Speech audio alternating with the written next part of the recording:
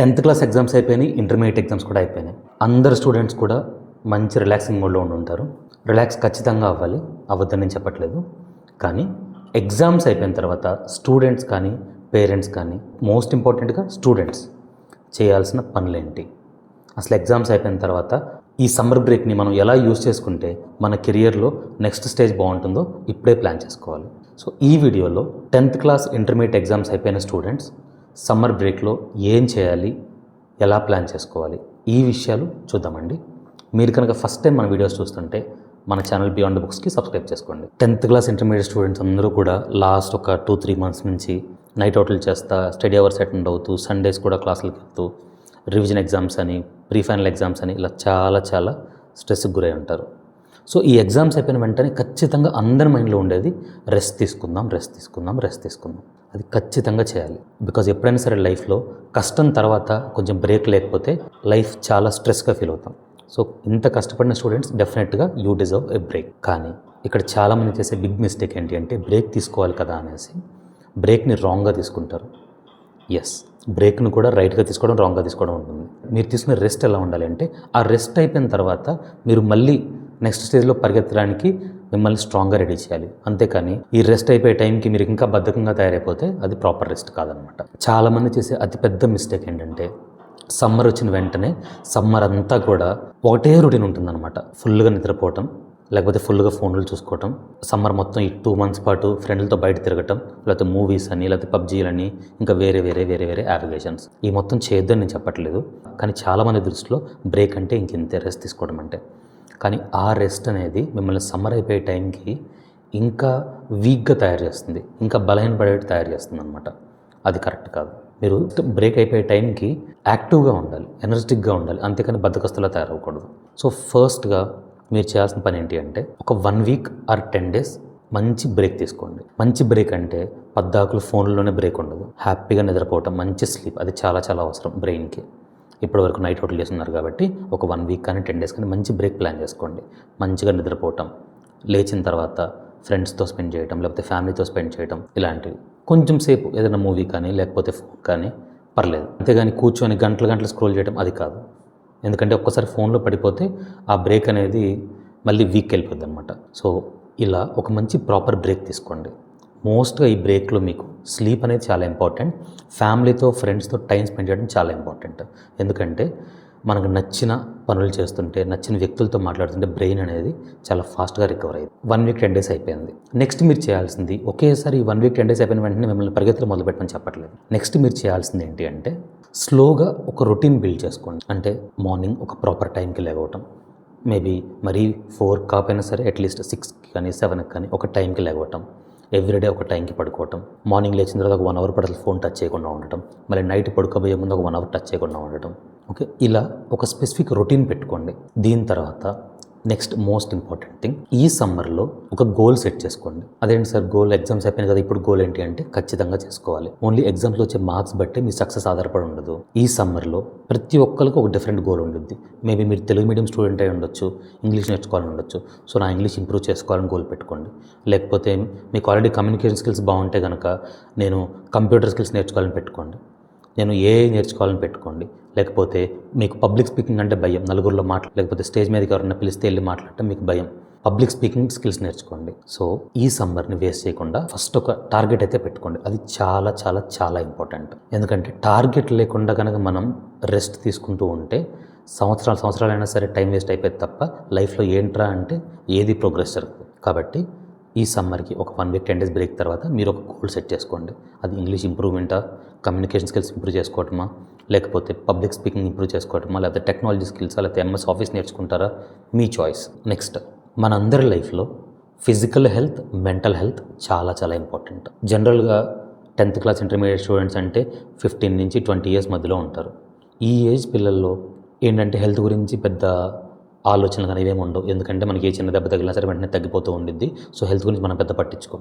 కానీ మనం కూడా మన పేరెంట్స్ లాగా, లేకపోతే మన గ్రాండ్ పేరెంట్స్ లాగా 70-80 years వరకు కూడా యాక్టివ్గా, హెల్తీగా ఉండాలి అంటే ఇప్పటి నుంచే మన physical health, mental health maintain చేసుకోవడం చాలా ఇంపార్టెంట్. సో డైలీ కొంచెంసేపు ఎక్సర్సైజ్ చేసుకోవటం. అది ఏదైనా సరే, ఎక్సర్సైజ్ అంటే జిమ్కే వెళ్ళిన అవసరంలా, ఇంట్లో ఉండైనా సరే ఒక 30 మినిట్స్ కానీ ఒక 1 అవర్ కానీ ఎక్సర్సైజ్ చేసుకోవటం, ఒక 10 మినిట్స్ 15 మినిట్స్ మెడిటేషన్ కానీ యోగా కానీ మైండ్ రిలాక్సేషన్ కోసం ఇలాంటి అలవాటు చేసుకోండి. బికాస్ ఫిజికల్గా హెల్త్గా మనం బాగుంటేనే మన డ్రీమ్స్ అయినా ఫుల్ఫిల్ చేసుకోగలుగుతాం, మన పేరెంట్స్కైనా హెల్ప్ చేయగలుగుతాం. సో ఏముందిలే నా ఏజ్ చిన్నదే కదా మాకేమంటే హెల్త్ అనుకోవద్దు. ఈ రోజుల్లో 30 ఇయర్స్కే చాలామందికి చాలా హెల్త్ ప్రాబ్లమ్స్ వస్తున్నాయి. ఇప్పటి నుంచి కనుక మీరు హెల్త్ గురించి కేర్ తీసుకోకపోతే, ఇప్పటి నుంచే మీ బాడీని హెల్తీగా ఫిట్గా రెడీ చేసుకోకపోతే, just not only your body your mind also, ఆ రెండింటిని మీరు ఎంత స్ట్రాంగ్గా ఉంచుకుంటే అవి మీకు ఫ్యూచర్లో అంత లాంగ్ రన్లో మీకు ఉపయోగపడతాయి. సో ఇది second point. Next third point, next ఏం చేయాలి అనే దాని గురించి ఆలోచించడం స్టార్ట్ చేయండి. చాలామంది ఏమనుకుంటారంటే ఇప్పుడే కదా ఎగ్జామ్స్ అయిపోయిన తర్వాత చూద్దాంలే అనుకుంటారు. తీరా వస్తే సమ్మర్ 2 months కాస్త ఈజీగా ఎగిరిపోయింది. తర్వాత వెంటనే కాలేజ్ జాయిన్ అవ్వాలి, లేకపోతే నెక్స్ట్ ఏదైనా డిగ్రీ చేయాలి. అట్లాంటప్పుడు స్టక్ అయిపోతారు, ఏం చేయాలో తెలియదు. సర్లే మన ఫ్రెండ్ ఇటు వెళ్తున్నాం కదా మీరు అటు వెళ్ళిపోతారు. అసలు అది కరెక్ట్ కోర్సా కదా మీకు తెలియదు. సో సమ్మర్ని వేస్ట్ చేయకుండా ఇప్పటి నుంచే థింక్ చేయడం మొదలుపెట్టండి.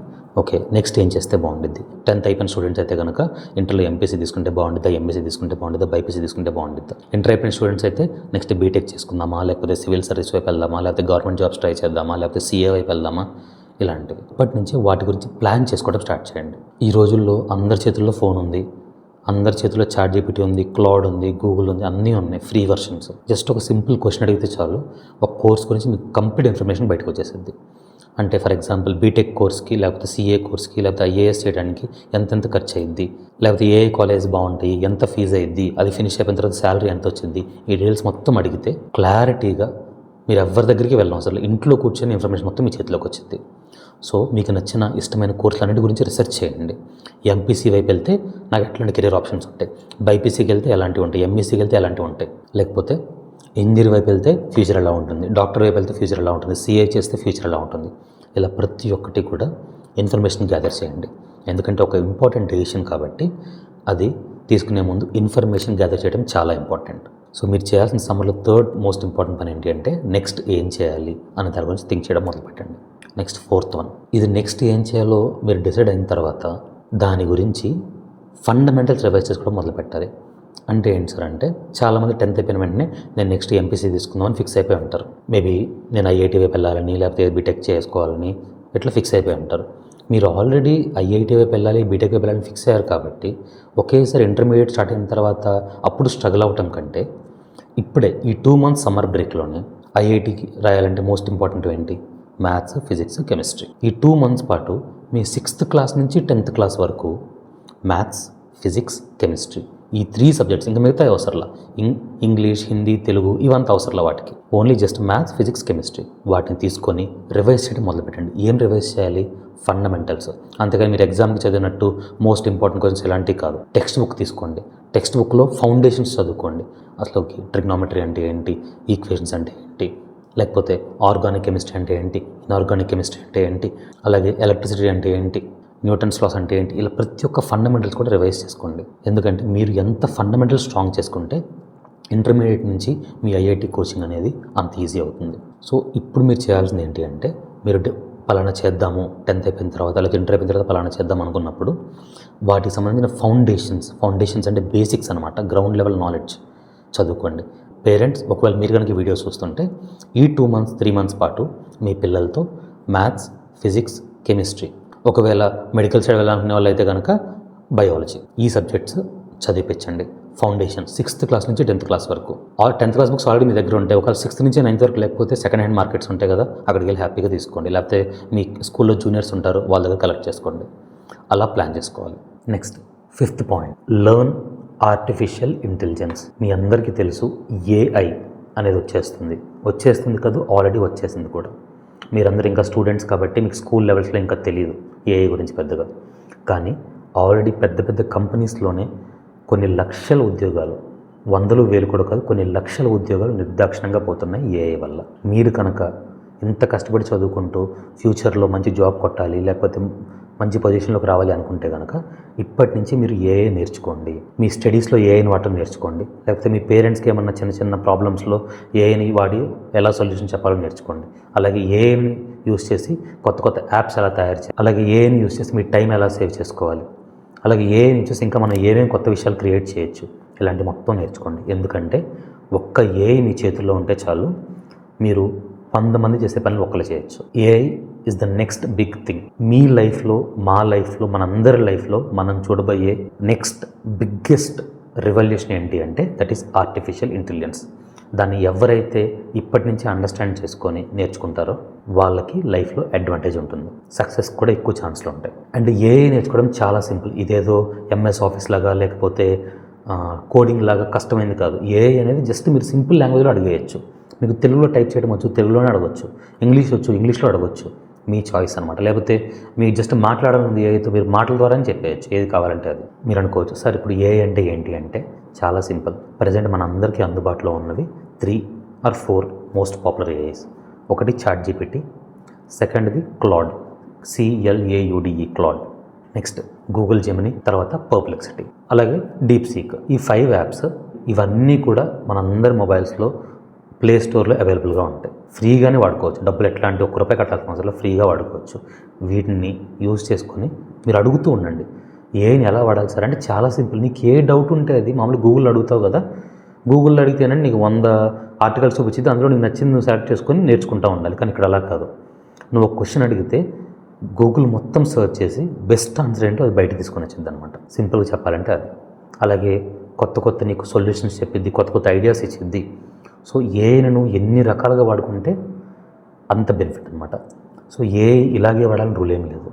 నీ క్రియేటివిటీ బట్టి, నీ నాలెడ్జ్ బట్టి నీకు ఏ క్వశ్చన్ వస్తే అది, నీ బెస్ట్ ఫ్రెండ్తో ఎలా మాట్లాడతావు, నీ టీచర్తో ఎలా మాట్లాడతావు, అసలు నీతో నువ్వు ఎలా మాట్లాడుకుంటావు, నీ మైండ్లో ఏది ఉందో అది నువ్వు ఏఐకి చెప్తే దానికి తగ్గట్టుగా నీకు హెల్ప్ చేస్తుంది అనమాట. సో ఏఐ అనేది చాలా చాలా ఇంపార్టెంట్. సో ఈ సమ్మర్లో ఏఐ ఖచ్చితంగా నేర్చుకోండి. సో ఇప్పుడు మనం చెప్పుకునే మొత్తం ఒకసారి రివైజ్ చేద్దాం. ఫస్ట్ది ఎగ్జామ్స్ అయిపోయినాయి కాబట్టి ఒక 1 week or 10 days మంచిగా రిలాక్స్ అవ్వండి, ఏం పర్లేదు. ఇది ఫస్ట్ పాయింట్. సెకండ్ పాయింట్, ఈ సమ్మర్ హాలిడేస్లో ఏం చేయాలనుకుంటున్నారో ఒక గోల్ పెట్టుకోండి. Third one, 10th or intermediate అయిపోయిన తర్వాత నెక్స్ట్ ఏం చేయాలనుకుంటున్నారో దాని గురించి థింక్ చేయడం మొదలుపెట్టండి. దాని గురించి రీసెర్చ్ చేయండి, ఇన్ఫర్మేషన్ గ్యాదర్ చేసుకోండి. దాన్ని బట్టి నెక్స్ట్ స్టెప్ ఏంటో డిసైడ్ చేసుకోండి. పాయింట్ నెంబర్ 4, నెక్స్ట్ ఏం చేయాలో డిసైడ్ అయిన తర్వాత దానికి సంబంధించి ఫౌండేషన్ అంటే ఫండమెంటల్స్ రివైజ్ చేసుకోండి, టెక్స్ట్ బుక్స్ చదవండి, నాలెడ్జ్ గెయిన్ చేయండి. లాస్ట్ అండ్ ఫైనల్గా సమ్మర్ని వేస్ట్ చేయకుండా ఏఐని నేర్చుకోండి. బికాజ్ మీరు ఫ్యూచర్లో ఎటువైపు వెళ్ళినా సరే, ఇంజనీరింగ్ వైపు వెళ్ళినా, డాక్టర్ వైపు వెళ్ళినా, CA వైపు వెళ్ళినా, ఏ ఫీల్డ్ వైపు వెళ్ళినా సరే ఖచ్చితంగా మీరు లైఫ్లో ఏఐని యూజ్ చేయకుండా పనులు జరగవు. ఏఐ ఇంకా చెప్పాలంటే మీ పనులను సులభం చేసేది. సో ఏఐని ఎవరైతే బాగా నేర్చుకుంటారో వాళ్ళకి మంచి ఫ్యూచర్ ఉంటుంది. ఈ 5 steps కనుక మీరు ఈ సమ్మర్లో ఫాలో అయితే ఆల్మోస్ట్ 90% స్టూడెంట్స్ కంటే మీరు బెటర్ పొజిషన్లో ఉంటారు. మీకు కనుక ఈ వీడియో నచ్చితే లైక్ చేయండి, ఉపయోగపడుతుంది అనుకుంటే మీ ఫ్రెండ్స్కి, ఫ్యామిలీకి షేర్ చేయండి. ఇలాంటి మంచి ఎడ్యుకేషన్ వీడియోస్ కోసం మన ఛానల్ బియాండ్ ద బుక్స్కి సబ్స్క్రైబ్ చేసుకోండి. Thank you so much for watching. CS Sai Krishna signing off.